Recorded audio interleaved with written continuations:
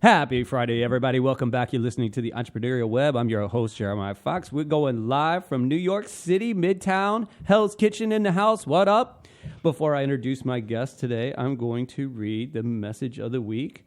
And it is, in a world of algorithms, hashtags, and followers, know the true importance of human connection. Wow. Yeah. That's deep. It's deep. I mean, they're not always deep. That one's a little deep. I went deep today. I think the content today is going to be a little deep. But I wanted to talk specifically about connection and connectivity. It's funny because the web part of the entrepreneurial web has to do with that. It represents a couple of things. Sam and I talked about this when we were first putting the concept together for the show. But part of it is getting stuck in the web. You know, when you get into this thing, when you're chasing your dreams, you know, sometimes it feels like quicksand and you're stuck. So you feel like the fly in the spider web. And then other times you feel like the spider because you're going after it. You're like, I got something. I'm going to get it. But then the other part of it is just like all the ways, the threads that kind of just run through the ethos and the environment. And I think that's very pertinent to what we'll end up discussing today. So I would like to start by welcoming my guest, Lisa, but also kicking this off as the premiere of what I'm calling the LinkedIn guest series. Because I'm starting to make a lot of connections through LinkedIn. For those of you not familiar with the platform, it's essentially Facebook for business, right? It started as like a resume platform. Were you going to say something? Well, I was going to say, please do not compare it to Facebook. Well, I hate Facebook these days. No, I know, but its usability is very similar to Facebook. But it started as like resume and job finding platform, and I remember getting like all these invitations maybe like 8 to 10 years ago, and I was like, I ain't got time for this. What is this? And then just like when I started the show, that's when I was like, okay, maybe I should use LinkedIn. Maybe I should like give this a try. So I've only been on the platform about 6 months, but it's been really great. And you were one of the first people. This whole thing essentially started, I think, in the comments of a post, right? It was just like good banter and conversation, and something came up about the show. But now, since then, maybe like 4 or 5 people from LinkedIn have said, oh, good. Can I come on your show? So I'm like, all right, let's do a LinkedIn guest series. So Lisa actually traveled to come to this show. No, I'm kidding. She came to New York, but she doesn't live here. But it's often people coming from out of town, which I think is exciting. It's fun. And just this is the melting pot. Spreading the wings. Yeah, no, most people are like, oh, I get to go to New York. It's not like we're in the armpit of New Jersey or anything like that. But yeah, so this is the first of the LinkedIn guest series. So I'm honored. With that, I'm going to introduce my guest, Lisa Gus. Lisa, say hello. Well, hello, and thanks for having me. I'm really excited to be the first. So like a guinea pig. Every show's a guinea pig for me. Yeah. So tell people, what's up, Rob? I'm going to say hi to somebody real quick. What's happening, Rob Merritt? How you doing, brother? What's up? So tell people a little bit about yourself. Where you from? Where do you live now? Well, I am someone who actually has a teen ear. Now, I came to the United States 27 years ago, and everyone is still asking where I'm from. Now, if you lived in Kentucky, as I have for most of my time, if you answer Uzbekistan, the very first question they will ask is, so is it really cold in there? As it turns out, no, it's not cold in there. In fact, it's very close to Afghanistan, so you get this desert air, and it's really beautiful. And I love the summers. I came to the U.S. when I was 12. And we came to live in Kentucky, so I got to learn all about horses. And I also got to learn that we have second worst education system in the country. Oh, Kentucky does? Yes. So somehow I'm not surprised by that. But they do have the best mead. I thought you were going to say bourbon. Oh, but actually, it's actually bourbon mead.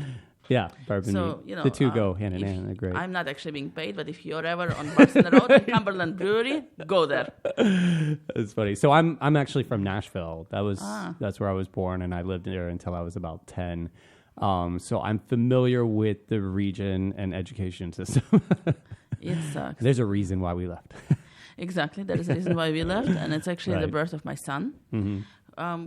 And there was this girl living next door to us, and you could tell she's bright. You know, this kind of like really bright, the one that should go places. Yeah. She was 8, and she did not know that the Earth went around the sun.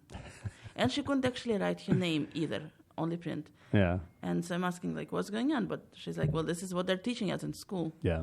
And so having been actually fortunate enough to be in the Soviet education system, which is one good thing I can speak about Soviet, well, I guess Soviet lifestyle. Yeah. I actually did not want that to happen to my son. Yeah. And that's how we ended up in sort of a neighborhood of D.C., like 20 minutes away, Northern Virginia, Great Falls. So welcome. I will take you to the Great Falls Park. Great Falls, that's the name of it. Yeah, it's gorgeous. I mean, that's literally the falls, the waterfalls. You know, I was actually, I think it's in Tennessee or is it in Kentucky, the Cumberland Falls? Yeah, it's in Kentucky. Yeah, so it's supposed to be the biggest in the U.S. I personally prefer the Great Falls one. They're gorgeous. And if you're into kayaking, that's where you'd Bigger go. than Niagara Falls? I think it's probably a little too dangerous, and but the Niagara Falls is probably more on the Canadian side. Yeah, so the maybe that's why. big part of it is. I went to school in Buffalo, so we used to go hang out there a lot. That's right there. I would love to go to Buffalo. It's like I never got to see Do you? snow. I want the snow. I never got to see it. Yeah, but go to like Colorado. Buffalo is like dirty snow, and Buffalo's an old industrial city, and it's not pretty. The snow is not pretty. You know, if you get outside, especially in the southern tier portion of New York, it's pretty there. But I think if you really want to see great snow, you have to go out west or like, up to Lake Placid. That's nice. Buffalo is just like freezing cold, just like so bone piercing cold. And there's snow, but then they just plow it all, and then the smut from the cars in the city get all over it, and it's like. It's pretty for like an hour, and then it's quickly like brown and not pretty, and then you're just cold and annoyed. Oh, yeah. No, I couldn't thanks. wait to get out of Buffalo. I went there to school and was like, no, get me out of here. So I moved straight to New York. Well, so we're actually still there, but it's a good thing for us because we get to be right close to the seat of government. Yeah. And so what brought you to that area to DC? Oh, well, mostly, like I said, for my son, it's like the best education system. So we had to be there for him. And so that's why we moved. We ended up having 2 more kids. They're all going crazy. And I think they probably don't care about the education system even closer than we do. But, they get to take advantage of it. And actually, that's kind of the sad part. There is the best high school in the country is there. It's called TJ, Thomas Jefferson High School. It's very into STEM. And actually, it was created in the late 80s. And right now, the kind of climate there is, you wouldn't possibly get such a school. But right now, it exists. And it's a magnet school. And everyone wants to go there. But there is an interesting thing I learned. If you go there, you have a less chance to get into a good college than if you didn't go there. Why? I don't know. Well, the reason is everyone is so bright. Unless you graduated at like the very top of that class, you're actually they're like you went there and you didn't graduate at the top, so you're not worthy of getting in. Yeah. So basically, if you are not that you're not bright, but you don't want to apply yourself, don't go there. Graduate at the top of somewhere else, and you're sure. Yeah. Interesting. I did it the other way. I just played at the bottom. So then everything I did after that looked amazing. Well, that is an idea. Maybe. So I actually lived in Virginia as well. I think we talked about that last night. I was in Norfolk, Virginia, and Virginia Beach. And they were known for, that's where I went to middle and high school, and they were known for decent education. And I hated it. I couldn't stand it. But what kid loves me? Educate. Okay. All right. I think we knew right away you were unique and interesting, though. But I felt like it was just so cookie cutter. I mean, it wasn't that I didn't understand, I had it all. I was like, let's do something else. And then I started running businesses. I was like 17, running a restaurant. I was like, what do I need this for? Well, actually, if you're running a business at 17, yeah. You don't. So I ended up dropping out. I somehow have a master's degree, but I dropped out of 2 high schools along the way. Well, look at the Google guys, at Facebook guys. I mean, right. Similar stories. I think the education isn't all that's cracked up to be, especially these days. But at that same token, like we decided to have kids in New York City because of the opportunities for education, because there were so many different types of schools here available. And you never know what your kids are going to be like. Might not necessarily be like you and approach information the way that you do. So like my wife and I both, bright people. We have good cognition and everything. We did, fine in terms of, my wife was like a model student, and she's a teacher now. But you just never know how your kids are going to take information on. And so for us, having children here and raising them here, where we had the access at least to like whatever may come down the pipe, because you just don't know. Now our kids have been relatively normal, fortunately, but it's still great to just have that available to them. Like the middle school that my daughter goes to is it's an outward bound school, and my wife teaches at a consortium school, so they just do things completely differently. So at least they know the availability of these other approaches, and not like my wife grew up upstate, and I went to school in Virginia, and there were no other options. It was like one private school you could choose to go to, but the formats and the approaches weren't, there was no diversity in it. So it's pretty limiting. So I really like the spread that's here, even though we haven't had to utilize it, but everybody's aware of it. And it's fascinating the way I think like city kids grow up now, and what they're aware of and what the educational system folds into it. Not all of them do it, but there's so many diverse schools, even in middle school. It's like, I don't know what it's like where you're at, but here you have to apply to middle school, and it's like, you need to apply? Yeah, it's like trying to get into college. I mean, there's kids like crying because they didn't get into the middle school that they wanted to, and there's specialized middle schools for science and for art and for performance, and yeah. I mean, it's not like it's some neighborhoods, I guess it's still this way, but for the most part, it's not like you go, you finish 5th grade in elementary school and then you're just going to go to like the local middle school. There might be a middle school in your neighborhood, but it's a lottery to get in. It might be down the street from your house, but you're guaranteed nothing.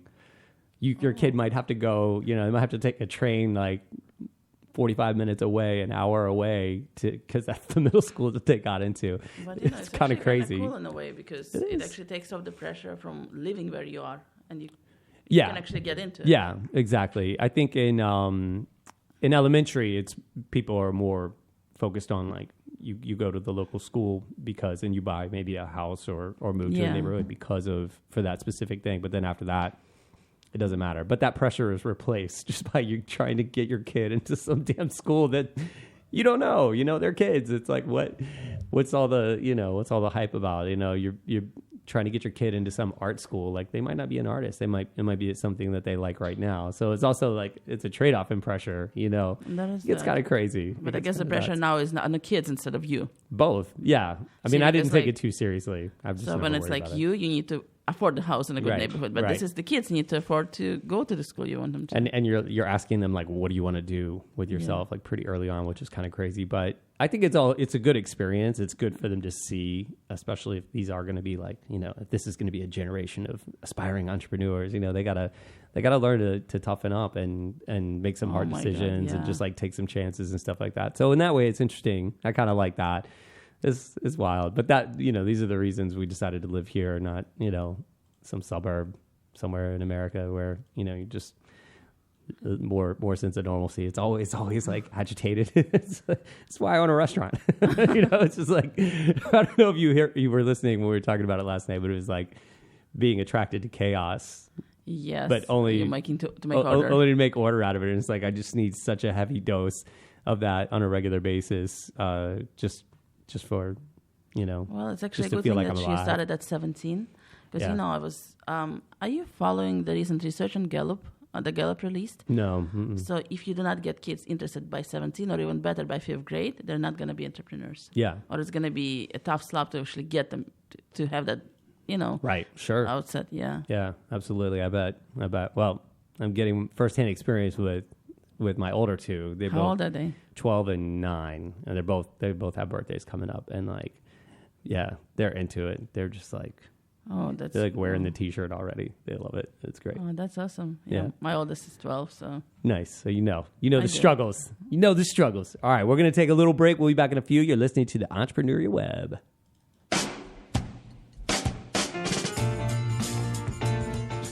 You're listening to the Talking Alternative Network.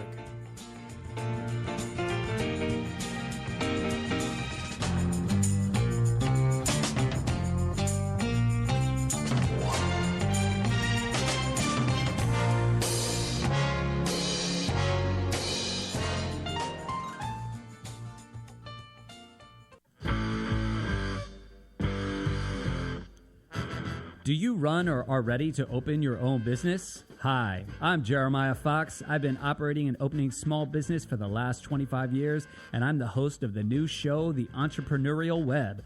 Tune in every Friday at noon Eastern Time for insights and stories on the nuances of running small business right here on Fridays at noon, talkradio.nyc.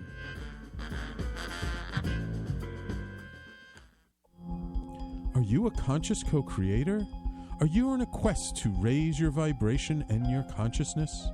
I'm Sam Leibowitz, your conscious consultant, and on my show, The Conscious Consultant Hour, Awakening Humanity, we will touch upon all these topics and more. Listen live at our new time on Thursdays at 12 noon Eastern Time. That's The Conscious Consultant Hour, Awakening Humanity, Thursdays, 12 noon on talkradio.nyc.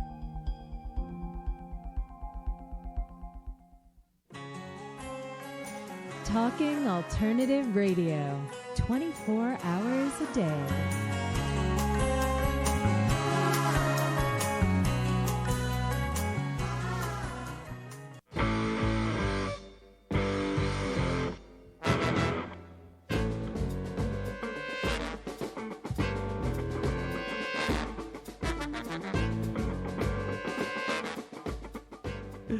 All right, everybody, welcome back. You're listening to the Entrepreneurial Web. I'm your host, Jeremiah Fox, once again with my guest, Lisa Gus, the premiere, the guinea pig, and the LinkedIn guest series. What were we calling it last night? What did the guy call LinkedIn. it? Oh, LinkedIn. LinkedIn. Yes. LinkedIn. We were with the Frenchman last night. He said, I was on a LinkedIn, something like that. It morphed over the period of the dinner. It was pretty funny. So, yes, once again, Lisa Gus, you went from Kentucky to did you study in Kentucky? I did study in Kentucky, so I went to University of Louisville. Okay.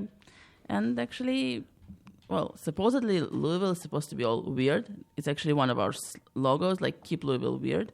To be really, well, they're actually trying to be. I guess I'm not sure what's weird about it, but they're definitely hanging on to it. Doesn't seem weird. Yeah. But we did have nothing weird about bacon and bourbon. No, but we did have the most amazing white squirrels at the University of Louisville. White squirrels? Yeah, they actually, I guess there was like a family of them and they bred out, so they were just beautiful and almost like a symbol of the college. Interesting. Okay. As well as the cardinal. And it was not bad, so I actually studied health and I studied Russian because I didn't need to do it. Taking the easy class. Well, that was the hope. So I actually got into it, but then my teacher had better ideas, so she actually made me translate the stuff for her that she was actually getting paid for, and I was, I guess, doing it for credit. Yeah. So that was actually fun, but I got my associate out of it as well.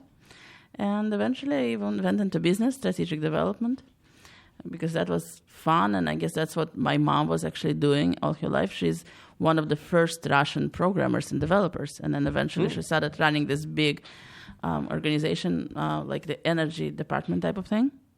And in fact, there is something I have actually never told anybody. Here we go. Buckle up, everybody. Well, when we came in, I was 12, and the FBI actually started trying to recruit her because her department was actually building the energy grid for the Baikonur, which is where all the big rockets actually were flying out of. So she did not speak a word. They tried to recruit her like 3 or 4 times. And she kept kicking me out of the room because for some reason, what did she think I was going to get recruited? But actually they've had their eye on you.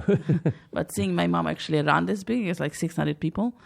And of course, she was Jewish and she was a woman, so she couldn't be the head of it, but she was like the deputy of it.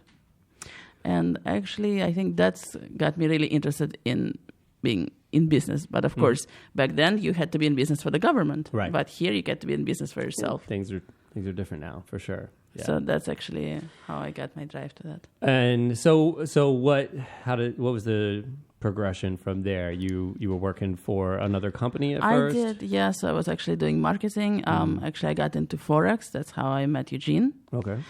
So Eugene is actually my partner and my husband. So he was the developer, and I was doing the marketing for them. Then Forex got basically regulated out of existence. So right now there is literally one, I believe, regulated Forex company in the U.S. And all of it is to prevent manipulation of the value of the dollar. Yeah. So eventually we ended up collaborating on building software and running a publishing house, so the software for publishing industry. Also, concurrently, I became a producer for the first web show, like web TV show, actually back before Netflix was cool. Right. So I ended up actually doing almost single-handedly putting together a casting for this web show. It's called Lombardi Street. So it was like a nationwide casting and all of that. So it was interesting experience for me to kind of get more on the production side and putting stuff together. And then we kind of really went into the publishing space. We ended up creating software that was responsible for the sale of over 1.5 million books. It's still in use in the industry today. But the industry itself has changed dramatically because of Amazon. Don't say the A word. Yes. Yeah. It's a double-edged sword. You got to hate him, and you kind of have to use him and love him. And I want to be him. I guess not that I want to destroy people's livelihoods, but I really want to reach that level of saturation. I mean, there's like the success, the framework, but the reach and just the ability to impact so many people. That's who doesn't want that? Well, have you actually read Emile Zola, Lady's Paradise? Mm-mm. So it's actually about the first department store in France. And it's so similar to our experience, except he doesn't seem to be that much of an asshole. But the idea there really is the same. You can say that A word. Just don't say the other A word. But that's really how we got into the blockchain space. And the blockchain space is all about creating the same reach, but for everybody. Mm-hmm. What we wanted to do is almost like network. You're talking about the web. So the web of little Amazons where you get to be the spider that's actually is talking to your own neighborhood. So the software company, was that a SaaS company essentially? Yeah, it is actually a SaaS company, and concurrently we use the same software to run for our own house, but we also gave it to other people. Yeah, cool. So, and around what year was that when you really? So we started in 2011. We really kind of went all the way up in 2013, 14. So we are one of the bigger independent publishing houses in North America. Mm. And then we just started seeing our clientele, but not just ours, but those in our space, going significantly down. And were you doing both hard copy and digital? Oh yeah, we were actually formats? Everywhere. Our books were in Barnes & Noble, in what was Borders, when the Borders existed. So I remember all that. Yeah. And how did you guys get that off the ground? Literally, it seems like a big undertaking. Well, actually, at first we relied on the authors themselves. We were a collective. Oh, okay. And eventually, the authors kind of wanted more of a guidance, and they just wanted to write and have us market and all of that. So it became a publishing house. Yeah. And was this based out of Northern Virginia? Yeah. Yeah. Yeah. So, well, it was. We obviously, as any company, we registered in Delaware because taxes. Oh, okay. Yeah. So, everyone registers there these days. Yeah. And in fact, I believe 99% of the companies that get funded are out of Delaware. And in fact, they tell you, if you want to get funded, are you in Delaware? Right. So, yeah. But we did run it out of Northern Virginia. I did not take advantage back then of everything that DC has to offer. I didn't care about regulation. I mean, it was all about actually editing and finding the best works. And in fact, we ended up selling some books we produced for movies, so we are still waiting to see that done, but it was fun. It's funny that what turns out to be kind of the important part is not what you thought it was at the beginning, right? Definitely not. So what for people listening that aren't familiar with the process, what's the cost of entry like for putting something like that together? What's the timeline like? What was your back work to get it off the ground? And then did you have to find investment? Was it treated more like a startup or? So for that, we actually didn't need the investment. We were lucky in that we had savings, so we actually put those in. Okay. But you actually asked a really good question. How long does it take to get it off the ground? Yeah. You can edit the book really quickly, especially if you have good editors and the writers are motivated. And so originally we would put them out like a month and a half out from actually submission. But that's the problem. To get into the actual store, for example, you need to give them 6 months leadway. Right. But before they actually take you, you need to have reviewers review it. And that takes another 6 months, like, for example, for Kirkus. Yeah. So, eventually the timelines kept moving and moving. So towards the middle and the end of it, it would take about a year to a year and a half to get it put out. And then how does that differ for digital release? Oh, it's the same thing. I mean, you Really? could do it, but the thing is you want to release them concurrently. Right. And that's why you needed to wait. So you just until gotta all of wait. it. Oh, that sucks. And so, it actually sucks for the authors because there was Right. one author, for example, and I'm so jealous because I cannot write myself as well. But that guy, he can actually literally write a $60,000 word book in 3 days. Like, how do you do this? So he did like the real work, and then he just has to And, wait a year and yeah. a half for it to And so see basically, eyes. by then we had like 12 or 14 of his books waiting because he wanted us to put it. I was like, right. but I mean, he was kind about it. He was nice. He knew why it was taking so long. But that's really the problem. I mean, if you're doing it just digitally, if you're only catering to this specific kind of clientele that buys on Amazon, then yeah, you can actually release them as soon as they're out. You do it quick, yeah. But if you want to get them seen by the movie people, by the actual readers from the bookstores, of which are repeatedly less and less now because everyone is buying from Amazon. Are there still bookstores? Well, there are coffee shops that actually also sell right. books.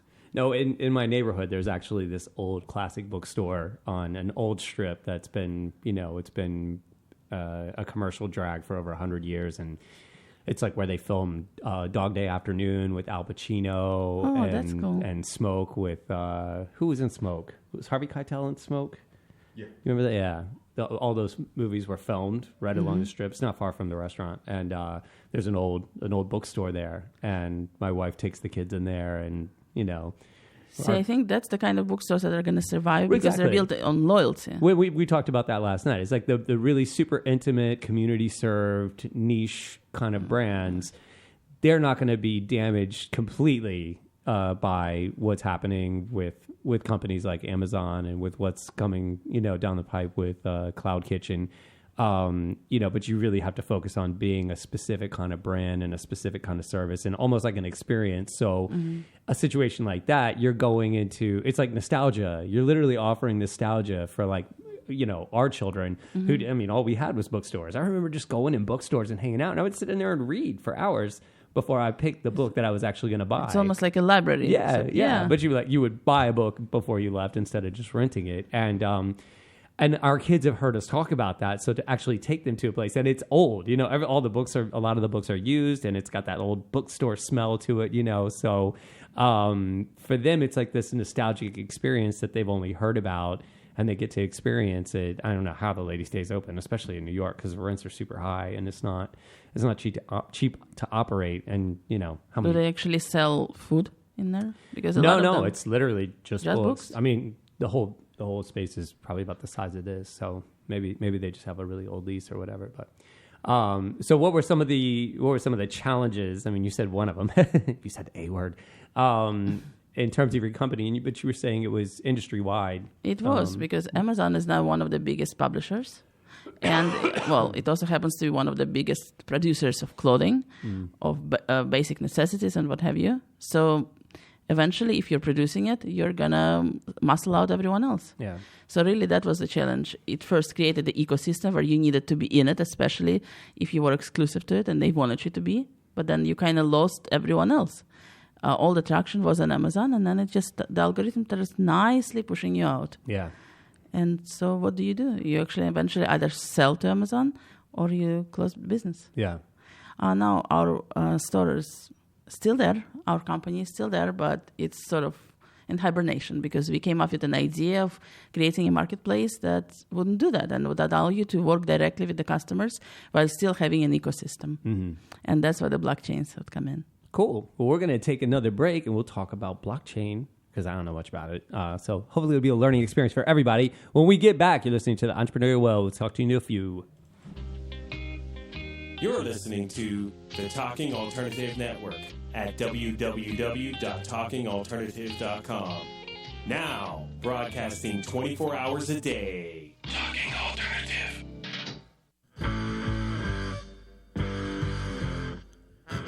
Do you run or are ready to open your own business? Hi, I'm Jeremiah Fox. I've been operating and opening small business for the last 25 years, and I'm the host of the new show, The Entrepreneurial Web. Tune in every Friday at noon Eastern Time for insights and stories on the nuances of running small business right here on Fridays at noon, talkradio.nyc.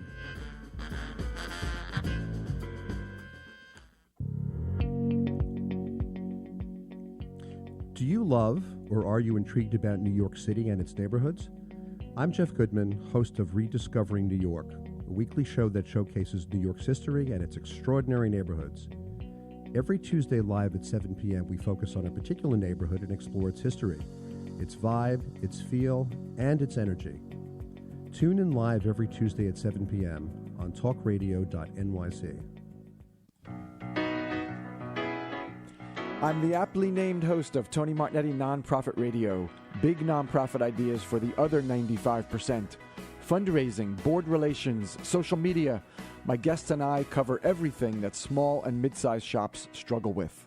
If you have big dreams and a small budget, you have a home at Tony Martignetti Nonprofit Radio. Fridays 1 to 2 Eastern at talkingalternative.com.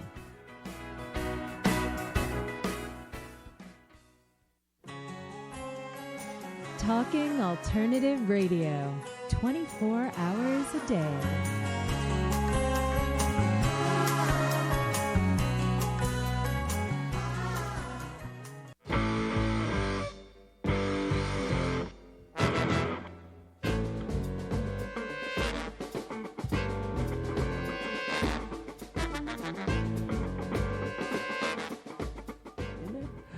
Welcome back, everybody. Once again, you're listening to the Entrepreneurial Web, the first in the LinkedIn guest series with my guest, Lisa Gus. So we've wrapped that last portion up talking about her publishing company, both digital and hard copy, that had to go head to head with the likes of Amazon, the A word, and what that led you to, which was blockchain. Can you explain blockchain? Like, I think we had this discussion last night. Like, a 5-year-old would understand it. It's hard. It's hard. But I think that a lot of it is not something you'd need to understand unless you were in it, and we are just sort of recognizing it now. But back then, in 2016, is when we decided to delve into it, and we knew that there was this something amazing that was created in 2011 by Satoshi Nakamoto.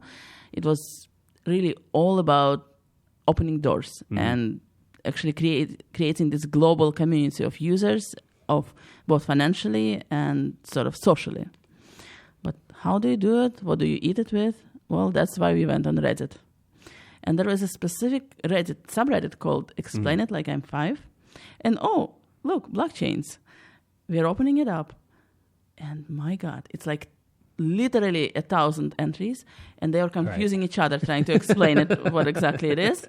So, I'm not sure what kind of 5-year-olds they have. Exactly. Mine would not get it. I think I was 35 at the time. No. Yeah. The 30 years difference with the 5-year-olds didn't help. Yeah.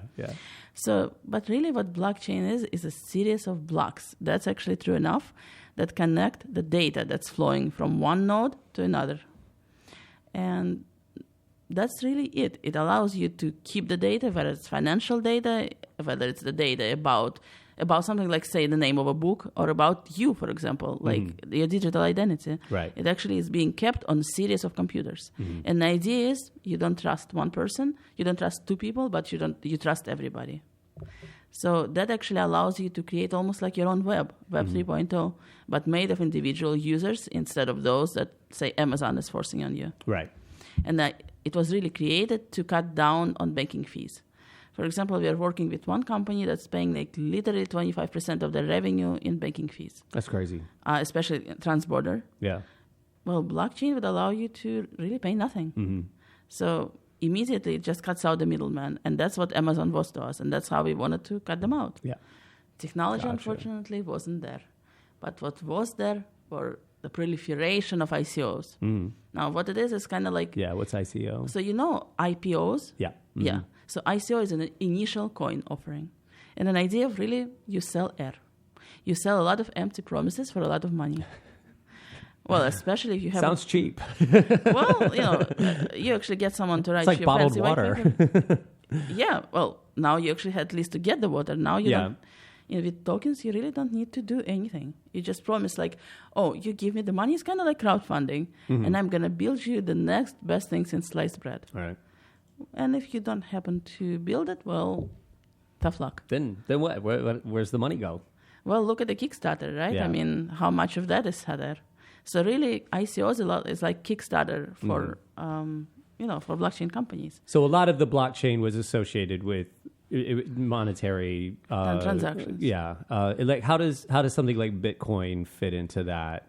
So Bitcoin is kind of like Google Mail is to internet, because there are actually a lot of different coins, and they would be like email. Mm-hmm. So this is like one subset of email. That would be the Bitcoin, and it actually allows you to move the financial data from one to another. And when we were actually searching for what blockchain really is, there was a really good example that kind of stuck with me. So let's say you're going to a mall. You're coming in, you have $100 in a bank, but you don't have a card with you. You forgot it. And you need to get, a vase for your wife. Here you are coming in, and it just happens to be $100 with tax. So you come to the guy and say, oh, I'm going to pay you later. I'm good for it. Just give me the vase. And he's like, well, okay, I'll trust you. It just turns out that your mistress also needs a vase. So you're actually going into another store and trying to get a vase from there. And if there is no blockchain, well, maybe he will trust you too, especially if you happen to go to the same high school together. But if everyone actually got a notice of you promising to give that $100 to the first guy, well, I guess your mistress is going to be plumb out of luck. So that's really what the blockchain is about. That's a very interesting analogy. I don't know that I'll be able to use that one. That was great though. But it comes down to trust and validation, and backing essentially. And we all know that there's often not a lot behind a lot of the things that are being put out in the financial markets, and what's really bumping up a lot of these companies. It's just like hot air, like you said, right? There's nothing really to it. So blockchain allows you to validate that and even choose your validating group. Is that? You could do that, yes, especially if you're having a private ledger. And it means you basically get to choose who you trust. Now, the trade-off is, it's not as public and it's not as trustworthy as anything else. Right. But when it comes to, say, your medical data or your, really close financial data, maybe it's not such a bad thing. And in fact, I had a really good conversation today with someone, and they're asking me, well, why are the banks not signing on to it? And there is a good reason for that, too. Because turns out, back in 100 years that the banks existed, there might have been someone made a human error of a couple of cents here and there. And maybe someone else did that too, and that compounded. Yeah. So if you're actually looking into the data, if it's actually put out on a public chain, turns out the banks don't really have the money that they're saying they do. Really? Who would have thunk? I always thought that.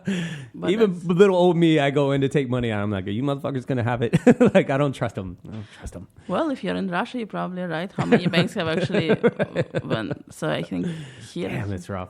That's rough. It is. People don't get it, especially here. That's crazy.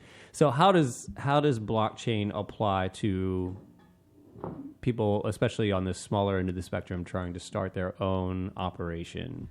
Well, how can it be useful? Well, first of all, you don't really a lot of it is open source, so you don't need to go into like SAP or anything to actually buy the kind of software. At $25,000 to start with, well, who's going to have that kind of money? Right. Plus, you don't actually need to get hardware. A lot of it could be automated on the back end. So basically, you're getting a dumb terminal, and you can do a lot of things, but the logic is going to be handled by the ledger. Okay. So that's one of the So is this a service that you would say for companies that are mainly or strictly digital? You don't have to. I mean, if you're starting a business and you need to run the accounting, you need to run taxes, a lot of it could be handled automated. For example, one of the companies we are working with is tracing fish. It's called like bait to plate. They're using our technology to do so. Okay. But the idea is, for example, some fisherman out in Indonesia is catching the fish for you. Then it needs to sell it to like a fish aggregator, who's eventually going to sell it to a distributor. The distributor is going to get it to a store, and the store is going to send it to you. So let's say, as it's traveling from Indonesia to New York, well, the temperature could go way down or way up. Well, when it's down, it's great. But if the sensors are saying it's up, how do you know that what you're getting is actually still edible? Right. Eventually, you're going to get that information, you're going to check it, and turns out the store is not going to accept it. What happens is it gets sent back, the money has already been spent, all the traveling expenses have already been covered, all the gas has already been used, and the store is actually out of fish.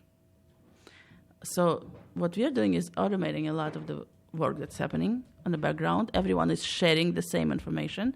So if, for example, the store says, if the temperature is any higher than 33 degrees Celsius, we are not going to get it. So as soon as the sensors show it's been that way for, say, half an hour or whatever they actually put it in, it actually gets sent back to whoever is gotten. Maybe it gets dumped, or it actually gets sold closer to where it was caught, so it doesn't get bad. So it can reduce the loss and for both companies. So the fisherman can make some quick on-the-spot decisions, and then the store also has, like, now you're speaking my language. You're talking about buying fish. Like, I get that. I do that almost every day. The retailer or restaurateur or whoever, they have a bigger lead time in figuring out how they're going to solve their problem. And the fisherman has the opportunity to make some hard decisions quick too. So it's in that situation, I see it more as like you're getting very valid information and very quickly from a cast of trusted sources. So you don't have to. It's not like you're watching. You're not watching CNN and going, "Oh shit, maybe I should." But get my fish somewhere else. You're getting like from your crew, from your team, people that you set this network up with. Like, here's the information, time to make a decision, and you got it in a timely fashion. And in that fact, makes much more sense. It's actually going to unlock what they're saying about $1 trillion in financial trade by 2030. Wow. So it's finally getting adopted, and there's so much use to it.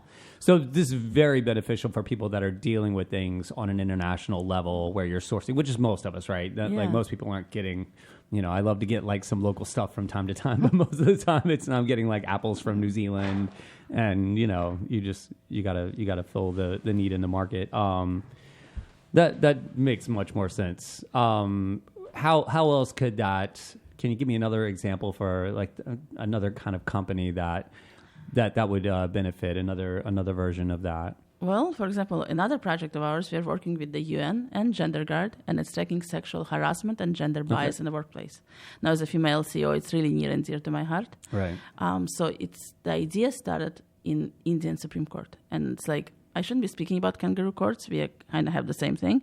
Let's talk about the Senate, but this is actually almost worse. It started because this woman complained that one of the Supreme Court justices has sexually abused her.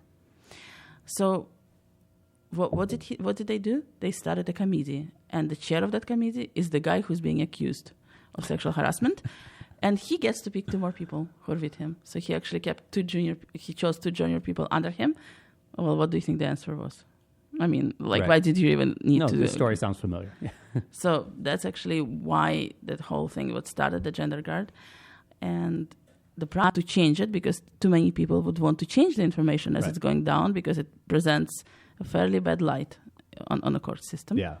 But at the same time, to make sure that people who are reporting are anonymous, and they're not going to be eventually lose their jobs. They're going to be discriminated against just for speaking up. Mm-hmm. Oh, it reminds me of something else again, but okay, I'm not going to name any names. We could go down the rabbit hole. Yeah. But that's exactly why it was started, and so that's why you create this public ledger, where the information is there, anonymous, and usable to create global policy changes. Gotcha. Awesome. That's great. All right, we're going to take one more short break. We'll be back in a few. You're listening to the Entrepreneurial Web.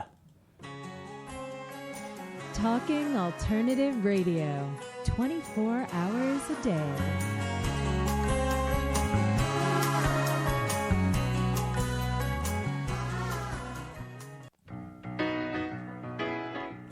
I'm the aptly named host of Tony Martignetti Nonprofit Radio. Big nonprofit ideas for the other 95%. Fundraising, board relations, social media. My guests and I cover everything that small and mid-sized shops struggle with. If you have big dreams and a small budget, you have a home at Tony Martignetti Nonprofit Radio. Fridays 1 to 2 Eastern at talkingalternative.com.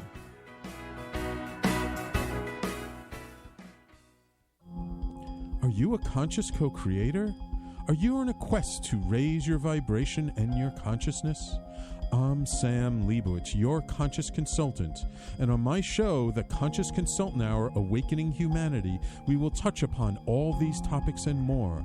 Listen live at our new time on Thursdays at 12 noon Eastern Time. That's The Conscious Consultant Hour, Awakening Humanity, Thursdays 12 noon on talkradio.nyc.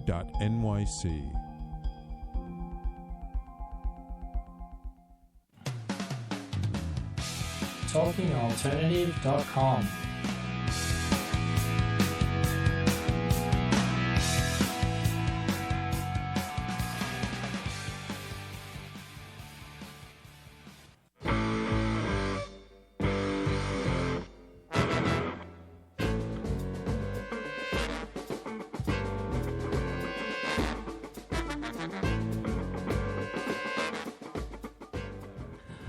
And we're back doing our last session here for the week. You're listening to the Entrepreneurial Web, and your host Jeremiah Fox with my guest Lisa Gus. So we just got the pleasure of her explanation of blockchain, and she put it into 5-year-old terms for me by talking about buying and selling fish, which makes sense to me.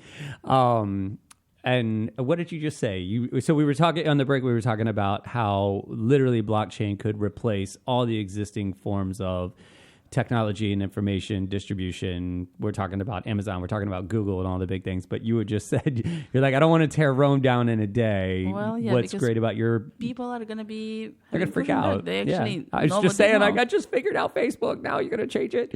So your particular technology will integrate, and it would be more of a gradual process. Yeah, so we can integrate and adjust to the existing systems. And then, eventually, if you want to move away, then you already have the groundwork set up for it.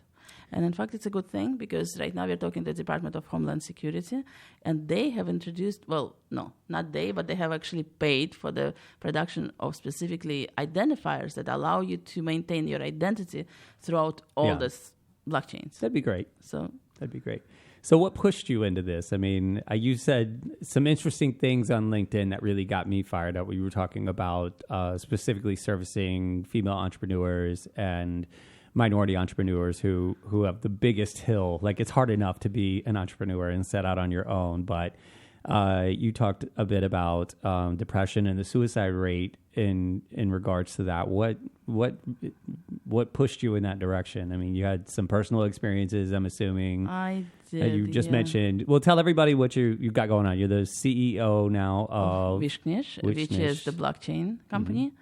Mm-hmm. But I'm also the managing partner of VC. And it's actually a nonprofit created out of my own experiences. And I think in a way, that's how most nonprofits need to be created, because unless you have a story and unless you're passionate about it, it's just going to be work. Yeah.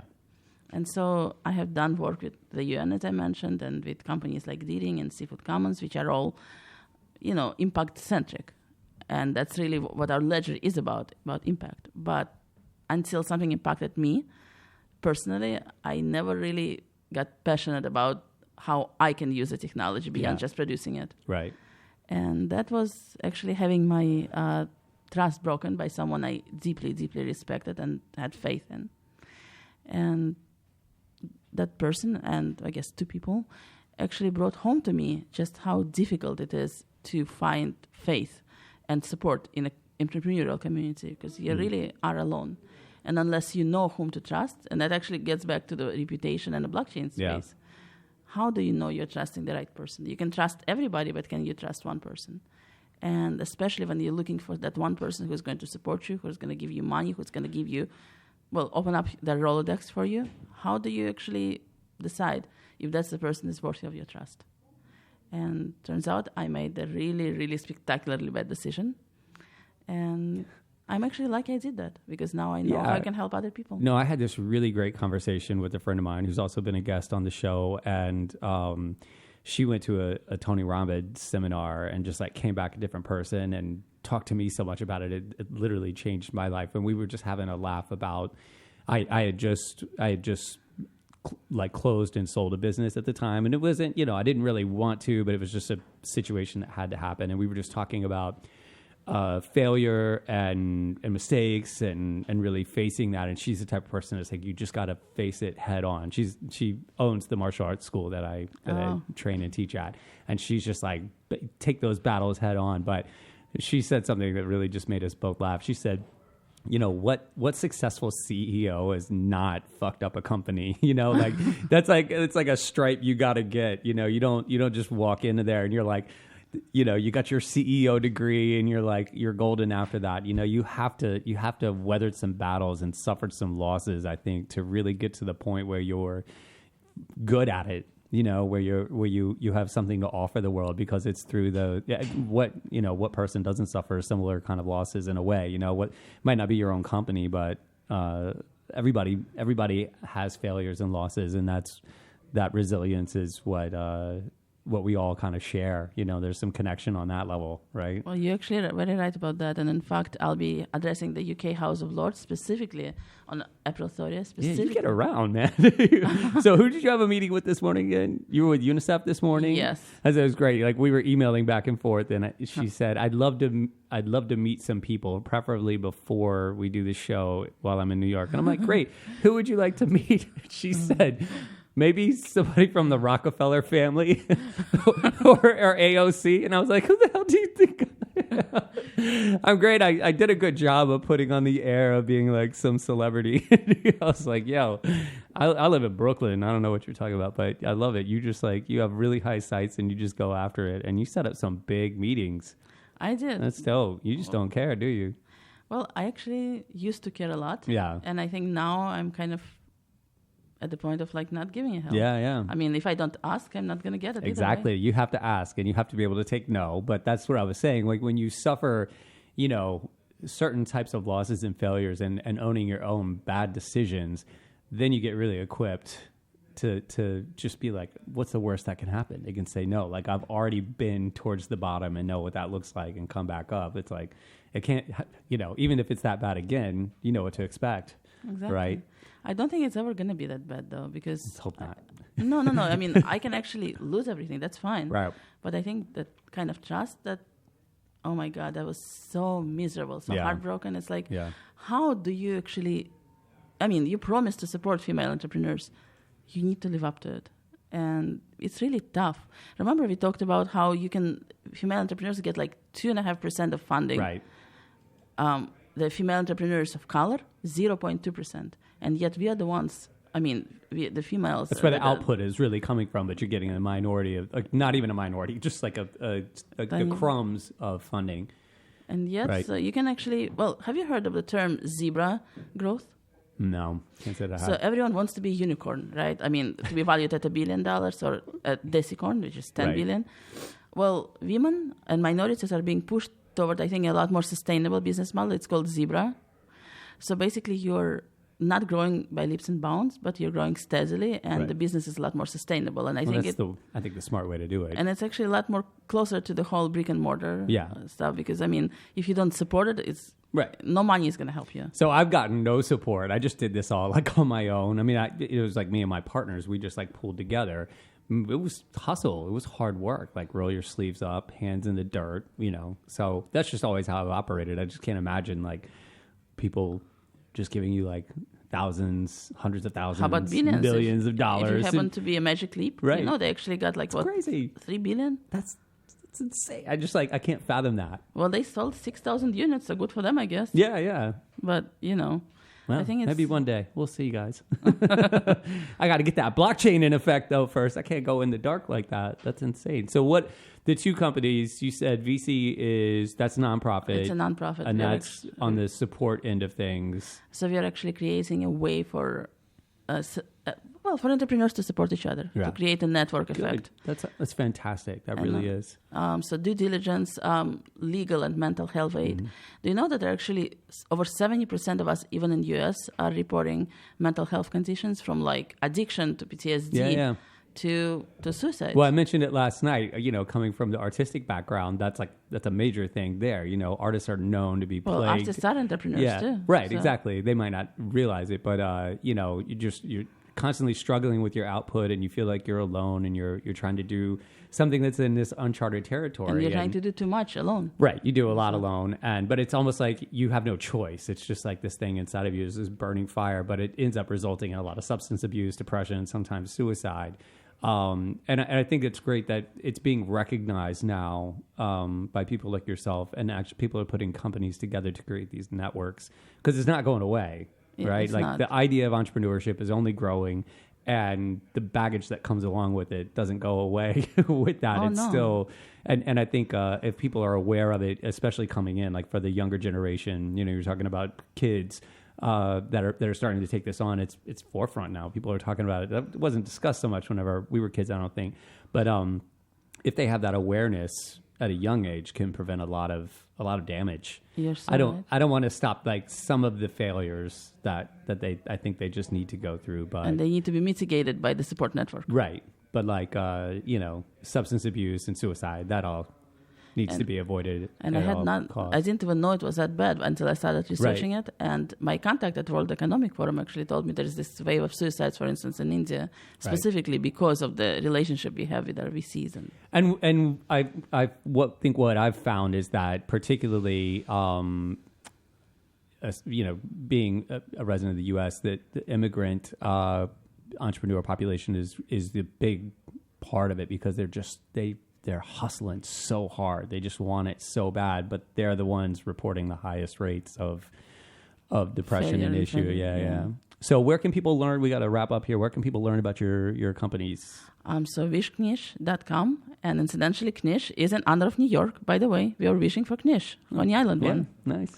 And VC is VEESEE, VCU. We see how you're suffering, and we Gotcha. want to help. Nice. And that's .com? .org. .org. Great. Awesome. Yeah. Well, thank you so much. It was really a pleasure meeting you, and thank you for helping me, guiding me through my first LinkedIn guest series. Hopefully we'll see a lot more of that, and hopefully you and I can stay connected and Looking forward do to some it. cool stuff. Awesome. Thank you. All right. Thank you. All right, everybody. Have a great weekend. We'll catch up with you next week. You're listening to the Entrepreneurial Web. Peace out. Talking Alternative Radio, 24 hours a day.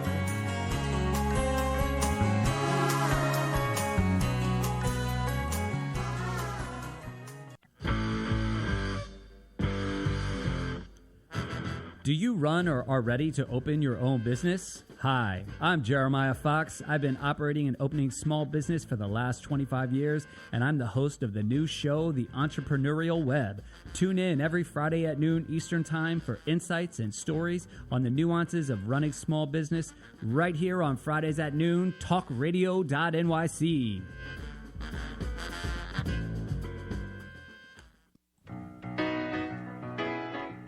I'm the aptly named host of Tony Martignetti Nonprofit Radio. Big nonprofit ideas for the other 95%. Fundraising, board relations, social media. My guests and I cover everything that small and mid-sized shops struggle with. If you have big dreams and a small budget, you have a home at Tony Martignetti Nonprofit Radio. Fridays 1 to 2 Eastern at talkingalternative.com.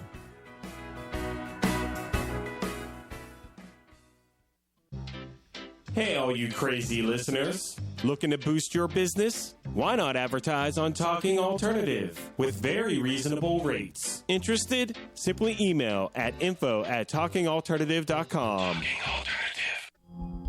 Are you a conscious co-creator? Are you on a quest to raise your vibration and your consciousness? I'm Sam Leibowitz, your conscious consultant, and on my show, The Conscious Consultant Hour, Awakening Humanity, we will touch upon all these topics and more. Listen live at our new time on Thursdays at 12 noon Eastern Time.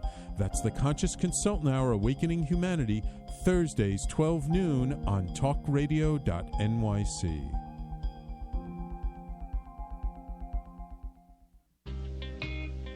You're listening to the Talking Alternative Network at www.talkingalternative.com. Now, broadcasting 24 hours a day. Talking Alternative. Do you love or are you intrigued about New York City and its neighborhoods? I'm Jeff Goodman, host of Rediscovering New York, a a weekly show that showcases New York's history and its extraordinary neighborhoods. Every Tuesday live at 7 p.m., we focus on a particular neighborhood and explore its history, its vibe, its feel, and its energy. Tune in live every Tuesday at 7 p.m. on talkradio.nyc.